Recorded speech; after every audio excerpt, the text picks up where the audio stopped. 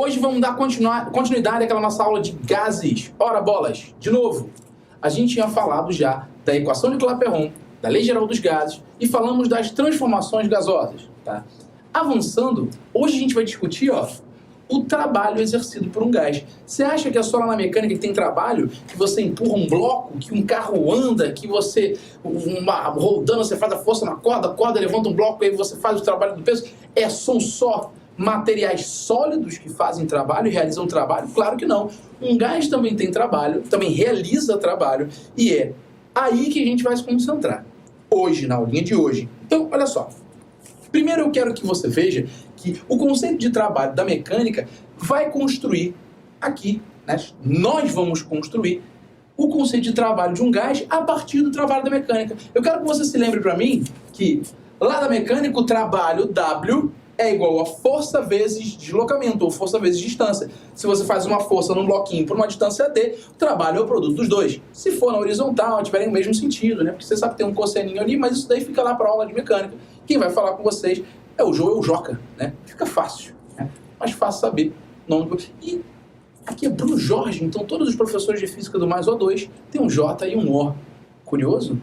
Acho que não. Mas olha só. O que eu vou fazer?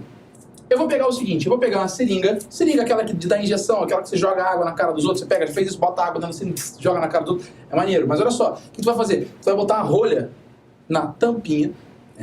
E o que vai ficar lá dentro vai ser um gás, pode ser o ar, né? Imagina um ar lá dentro. E aí o que tu vai fazer? Tu vai tampar aquela pontinha e esse ar que está aqui, ele ocupa um volume inicial, não ocupa um volume inicial? Então o que tu vai fazer?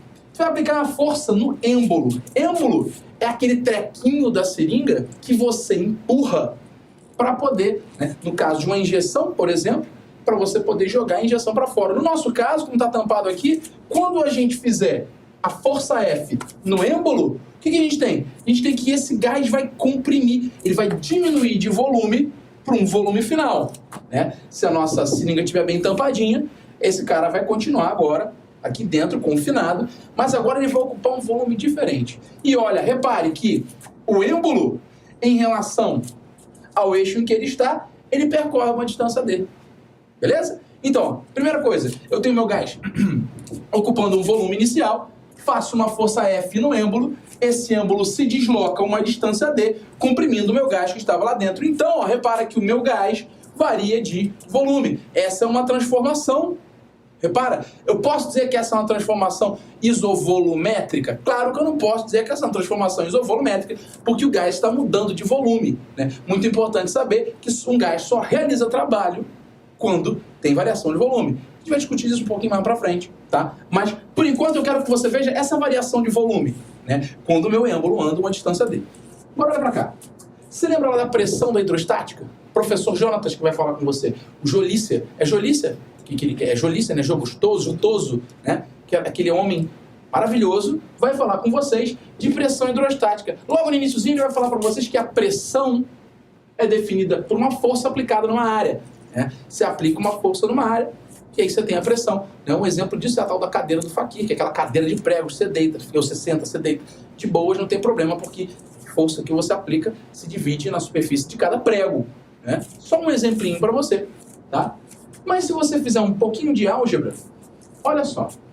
Se você joga o A para o outro lado, isso vira que a força, na verdade, é a área, né? E repara que essa área daqui da pressão é a área em que você aplica a força. Se eu tenho uma área pequenininha, aplico uma força F, eu tenho uma pressão. Se eu tenho uma área bem maior e aplico a mesma força F, eu tenho uma pressão menor. Por quê? Porque eu aumentei a área. Tá? Então, ó, essa área é a área que eu aplico essa força F aqui, ó. Então, se eu apliquei a força F numa área, eu tenho uma pressão. Joga essa área para o outro lado, a gente vai ter que a força é igual ao produto da área pela pressão. Beleza? Beleza? Então, ok. Agora eu vou pegar essa força e vou jogar lá na minha equação do trabalho da mecânica. Trabalho W é igual a força vezes deslocamento. Então, esse F vai ser área vezes pressão vezes deslocamento. Agora, olha o que eu vou fazer. Primeiro, olha só para esse cara daqui. Eu vou trocar de lugar o A com o P, porque a ordem dos fatores não altera o produto. E olha só que coisa curiosa. Eu vou ter pressão vezes área vezes deslocamento. Lembra da minha seringuinha? Lembra da minha seringuinha? Repara que esse trecho de deslocamento D, ele representa justamente a variação do volume da seringa. Porque olha só, a seringa tinha um volumezão, passou a ter um volumezinho, e esse volume que o êmbolo percorreu foi justamente a variação de volume da minha seringa, do meu êmbolo. Então, ó, esse pedacinho de comprimento D, esse pedacinho aqui, que é um pedaço de cilindro, no caso da minha seringa, é um pedaço de cilindro, um tronco de cilindro. Esse cara tem uma altura D e repara, eu não apliquei a minha força no êmbolo, e esse êmbolo tem uma área, não tem uma área. Como é que eu vou fazer para determinar, então, o volume desse meu êmbolo, desse pedacinho, desse tronco de cone? É justamente a minha área A, porque lembra que a área do cilindro, mas o volume do cilindro, você se lembra que é a área da base vezes a altura. No caso, a área da base desse meu pedacinho de cilindro vai ser o A, que eu chamei de A, e a altura vai ser o D. Então, se eu multiplico esse cara por esse cara, A vezes D, eu tenho justamente o volume desse cilindrinho, que é justamente a variação do volume, é o ΔV. Então, eu tenho que A vezes D vai ser o meu ΔV. Então, se eu pegar agora aquela minha equação do trabalho, que tinha ficado que W é igual a P vezes A vezes D, eu posso substituir este carinha daqui por ΔV. Isso daqui é a minha variação do volume. E aí eu substituo para a minha equação do trabalho. A minha equação do trabalho de um gás, ela não vai ser em termos da força e do deslocamento. Ela vai ser em termos do quê? Em termos da pressão do gás e da variação de volume que esse gás sofre. Tá? Vale lembrar que essa equação serve para uma força constante, no caso, para uma pressão constante sendo aplicada, porque essa área daqui não muda ao longo do que a gente está falando. Essa área daqui do êmbolo vai ser sempre a mesma, e se eu fizer sempre a mesma força F, já que pressão é força sobre área, se essa força é constante, a área também é constante, por consequência, a minha pressão é constante. Esta equação, ela serve para uma transformação a pressão constante. Essa transformação tem um nome, é a transformação isobárica. Mas vem cá, Bruno. Mas nem toda transformação é isobárica. E se for um outro tipo de transformação? E agora, Mr. M, eu vou te falar como é que é. Então, olha só. Quando a gente não está trabalhando com a força constante, ou seja, aquela situaçãozinha que vai ter pressão constante, a gente vai falar para calcular o trabalho de um gás usando o nosso famoso amigo gráfico PV. E o gráfico PV, ele serve para qualquer transformação, seja ela isobárica ou isovolumétrica. Mas, Bruno, você não falou que a isovolumétrica não tem trabalho? Vamos ver se isso é verdade. Mas, primeiro, como é que eu vou usar o gráfico PV para calcular o trabalho? Lembra que uma transformação faz uma curvinha no meu gráfico PV? A gente viu isso na aula passada de gráfico, tá? A área debaixo dessa curvinha vai ser numericamente igual ao trabalho. Então basta você calcular uma área. Bruno, mas essa figura que está ali no primeiro gráfico, eu não sei calcular a área. Ora bolas. Quando aparecer um gráfico PV, ou se você construir um gráfico PV para te ajudar a descobrir qual que é o trabalho, vai ser uma figura que você entende, vai ser um quadrilátero qualquer, vai ser um triângulo, vai ser um trapézio, enfim, vai ser um sujeito que você sabe calcular a área, tá? Mas tem um detalhe. Você sabe lá da matemática que toda área, ela é positiva. Toda área é positiva. Mas o trabalho não é necessariamente positivo, né? Porque eu tenho duas situações. Primeiro, né, eu sei que a pressão ela é sempre positiva, né? E se você se lembrar daquela forma anterior, P ΔV, se a pressão é sempre positiva, né? O que vai determinar o sinal do trabalho é o ΔV. Por que o ΔV tem um sinal? Porque se o gás aumenta, a variação do volume é positiva, porque o volume final é maior do que o volume inicial. Se o gás contrai, comprime, o que acontece? O volume final é menor do que o volume inicial, e esse teu ΔV vai ser negativo. Então, dessa forma, você diz que o trabalho do gás vai ser positivo quando sofre uma expansão, ó. A expansão vai ter um trabalho positivo e vai ter um ΔV positivo. Já a tua contração do gás, ou seja, repara, lembra da aula passada no gráfico PV, quando o volume o ponto no gráfico, o estado no gráfico se move para a direita, né? Esse gás está aumentando de volume, está expandindo. Quando o ponto no meu gráfico PV está se movendo para a esquerda no eixo do volume, é uma contração. E essa contração, ela me garante um volume negativo, porque eu tenho um ΔV negativo. Eu tenho que ficar atento. Por quê? Porque se eu calcular essa área daqui, ela jamais vai me dar um número negativo. Ela vai me dar um número positivo. Só que eu tenho que entender. Tenho que olhar para o gráfico e no eixo do volume o estado está indo para a direita. É uma expansão, trabalho positivo, ΔV positivo. Se o meu gás está no eixo do volume indo para a esquerda, é uma contração, trabalho negativo, variação do volume negativo. Agora, eu quero que você dê uma olhadinha no gráfico PV daquelas transformações particulares que a gente falou. Olha aqui. Primeira transformação isobárica. É aquela que a gente falou antes, né, do PΔV. Eu também posso usar o gráfico PV para poder calcular o trabalho dela. É até mais fácil você sempre trabalhar por área. Sempre. É bem mais fácil. Por quê? Olha só, numa transformação isobárica, o volume não varia. Mas o que está acontecendo nesse primeiro exemplinho aqui de figura? Repara que o cara está saindo de um estado A para um estado B, em que o volume aumenta. Se o volume aumenta, eu sei que o ΔV é positivo.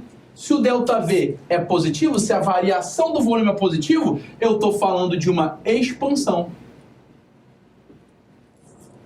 Se eu estou falando de uma expansão, o trabalho é positivo. E a gente diz também o seguinte, que toda expansão, quem realiza o trabalho é o gás. Toda contração, o trabalho é feito sobre o gás. Então, ó, quando eu estou falando de uma expansão, anota aqui, ó, o trabalho é feito pelo gás. Muito importante. E quando eu estou falando de contração, o trabalho é feito sobre o gás. Tá? Então, voltando para o nosso gráfico da isobárica. Se eu saio de uma situação em que o meu volume inicial é maior do que o volume final, ou seja, estou me deslocando para a esquerda no eixo do volume, eu estou falando de uma contração. Na contração, o ΔV é negativo, por consequência, o meu trabalho é negativo. E como é que ia calcular? Ora bolas, isso daqui não é um quadrilátero? Você tem a base, você tem a altura. Você tem a base, você tem a altura. Isso daí é um retângulo, né? Base vezes altura, tu acha a área. O que vai diferenciar as duas situações? Você vai ter que colocar o sinal. Porque você sabe que na expansão o trabalho é positivo. Calculou a área, mete um sinal de mais lá na frente. E na contração ou compressão? Tu vai calcular a área. Mas na hora de colocar o valor, lá na frente tem que colocar um sinal de menos. Por quê? Porque esse trabalho é negativo. Né? Então, aqui é trabalho realizado pelo gás, aqui é trabalho realizado sobre o gás. Olha isso, a isovolumétrica. A isovolumétrica é aquela que a gente tinha falado que não tem trabalho. Porque olha só, seja subindo ou descendo, duas pressões aqui. O cara está indo para uma pressão inicial, ou está indo de uma pressão inicial para uma final. Repara que debaixo da curva do gráfico não tem uma área. Se não tem uma área, o ΔV vai ser zero, porque volume final e volume inicial são iguais. E se o ΔV é zero, por consequência, o trabalho é zero também. Então, na tua isovolumétrica, você vai ter o quê? Que o trabalho é sempre zero. E zero não tem sinal, né? Outro vai colocar o sinal aí. E isotérmica? Aí tu vai ter que lembrar lá daquela transformação isoterma. Lá no gráfico PV, lembra? São aquelas curvas, aquelas hipérbolezinhas que nunca tocam os eixos, que a temperatura vai crescendo conforme se afasta da origem. Repara só, sempre que eu estiver andando em cima de uma isoterma, ó, isso aqui é uma isoterma, isso daqui é uma isoterma. isoterma. Sempre que eu estiver andando em cima da isoterma, eu não mudo a minha temperatura. Ou seja, se eu pego essa transformaçãozinha aqui de exemplo, que eu estou saindo desse estado A para este estado B, repara, eu estou indo e andando para a direita no eixo do volume. Se eu estou andando para a direita no eixo do volume, eu sei que aqui o meu ΔV é positivo e o meu trabalho é positivo.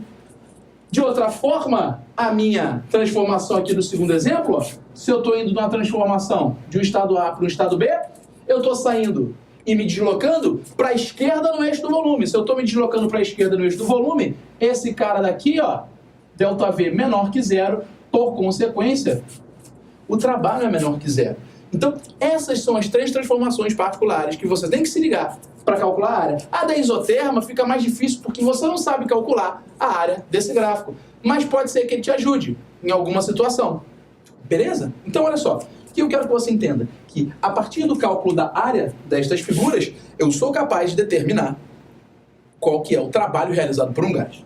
Agora, olha só, coloquei um exemplinho aqui para a gente resolver, né? Estou dizendo o seguinte, ó, tem um gráfico PV, é muito importante olhar os eixos, porque olha só, no eixo da pressão tem a unidade, é 10 a quinta Pascal. Pascal, você lembra que já está no sistema internacional, Newton por metro quadrado. No eixo horizontal, que dá o volume, já está lá em 10 a menos 3 metros cúbicos. Você tem que prestar atenção, porque se você se lembra da mecânica, a unidade de trabalho, a unidade de trabalho é o joule. Qualquer trabalho. A unidade de trabalho é o joule. Como a unidade de trabalho é o joule, isso daqui é a unidade no Sistema Internacional de Unidades. Ora bolas. Então, se eu quero um trabalho em joule, eu tenho que olhar para os eixos. Esse eixo está no Sistema Internacional? Tá. Esse daqui está no Sistema Internacional? Tá. Se os dois estão no Sistema Internacional, o que eu tirar daqui vai estar no Sistema Internacional. Presta bastante atenção na unidade e presta bastante atenção no eixo. Olha aqui, eu tenho uma transformação que está saindo de um estadozinho A para um estado B. Essa minha transformação é o quê? Isobárica. Por que isobárica? Repara, eu no estado A estou a pressão de 2 vezes 10 a quinta Pascal e no estado B eu estou na pressão de 2 vezes 10 a quinta Pascal. Mudou a pressão? Não mudou a pressão? É uma isobárica. Repara, a isobárica ela é paralela ao eixo do volume, enquanto que a isovolumétrica ela é paralela ao eixo da pressão. E a isoterma é esquisita, né? Mas assim, não tem problema, não tem problema. Ó, esse gás no estado A está com volume de 10 vezes 10 a menos 3 metros cúbicos. E no estado B está no volume de 20 vezes 10 a menos 3 metros cúbicos. Tem dois jeitos de fazer isso aí. Primeiro, como é uma isobárica, eu posso usar o P∆V. Então, ó, vou usar o P∆V, vou fazer as duas para você ver como é que é. Olha o P∆V. O P∆V, para achar... O P∆V, para achar o trabalho, às vezes tu fala, mas Bruno, não sei calcular a área, esse negócio de misturar com matemática, não tem problema. Ó, no P∆V, qual que vai ser a pressão? A pressão é 2 vezes 10 a quinta. E qual que vai ser o ΔV? Ora bolas, ΔV é volume final menos inicial. Vai ser 20 vezes 10 a menos 3, menos 10 vezes 10 a menos 3. Então vai ficar o quê? 10 vezes 10 a menos 3. Se você fizer essa conta direitinho, o teu trabalho vai te dar lá. Quanto? 20 vezes 10 a menos 2. Porque, ó, potência de mesma base, tu repete a base, somos expoentes, né? Mais 5 menos 3 vai dar 2. Vai dar 2 mais 2. Eu coloquei o menos 2 aqui porque eu sou bobo, né? E 2 vezes 10 vai dar 20. Quanto é que é 20 vezes 100? 20 vezes 100 vai dar... Quanto? Fala aí, Henrique, tu que é bom. Pô, tu não tava prestando atenção, né? Você não pode fazer em casa. O Henrique agora não estava prestando atenção, né? Porque ele estava vendo outra coisa no computador. Não quero nem saber, tá? Que vocês não sabem o que ele está vendo. Mas o que eu quero que você veja aqui é o seguinte, ó. Achei o trabalho em joules porque as minhas unidades já estavam no sistema internacional. E como é que eu vou fazer para achar isso calculando esta área daqui? Ora bolas, que figura geométrica é essa? Não é um retângulo? Então, um retângulo, a área é base vezes altura. Não se esquece de colocar os valores dos eixos, 10 a quinta e o 10 a menos 3. Pela área, eu vou ter que a área, que é igual ao trabalho, numericamente, e agora me diz, esse trabalho é positivo ou negativo? Positivo, né? Porque, ó, é uma expansão. Já saiu o sinal aqui. Se você usar o P delta V, o sinal já aparece no delta V, tá? Não se confunde. A área vai ser base vezes altura. Que a altura é 2 vezes 10 a menos 5. 2 vezes 10 a quinta. Hoje eu estou querendo menos de qualquer jeito. Né? Então, calculando isso daí, vai te dar o mesmo valor. Vai ficar 20 vezes 10 ao quadrado. Que vai ser o quê? 2.000 joules. Ou seja, o teu trabalho vai ser 2.000 joules. Nessa isobárica, parece mais fácil você calcular. Tá? Mas se não for outra transformação, não dá nem para usar isso aqui. Então sobrou tu calcular a área para descobrir o trabalho. Tranquilinho, galera? Então, ó, até a próxima e a gente se vê por aí. Um abraço.